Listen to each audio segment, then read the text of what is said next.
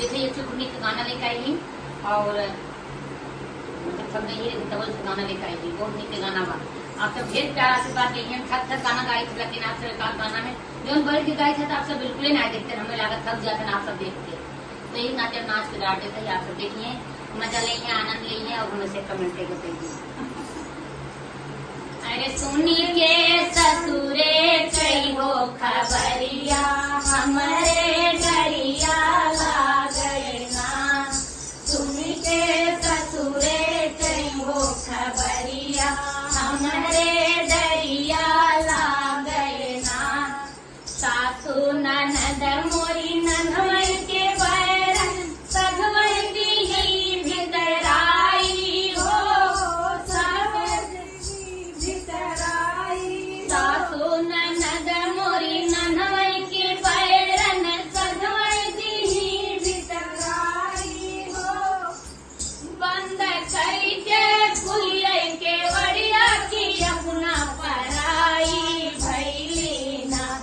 की बंद कई के फुले के वड़िया की अपने पराई भैली ना।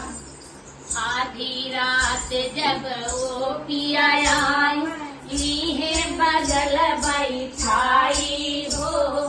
आधी रात जब वो पिया बगल बैठाई। पूछे नहीं हर कई हो खबरिया, पूछे नहीं हर कई हो खबरिया, हमारे डरिया लागई ना। कि पूछे नहीं हर कई हो खबरिया, हमारे डरिया लागई ना। डरिया लागई ना ये भौजी, डरिया लागई ना। हे डरिया लागई ना ये भौजी, डरिया लागई ना। अरे सुनी के ससुरे कई हो खबरिया, हमारे डरिया लागई ना। सुनी के ससुरे कई हो खबरिया, हमारे डरिया लागई। आधी रात पिया घुंघटा उठाए, डरिया लागे ना हो। आधी रात पिया घुंघटा उठाए, डरिया लागे ना।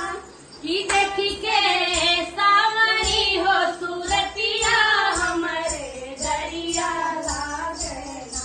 देखी के सावरी हो सूरतिया, देखी के सावरी हो सूरतिया, हमारे डरिया लागे ना। सुन के ससुरे कई हो खबरिया, हमारे डरिया लागे ना।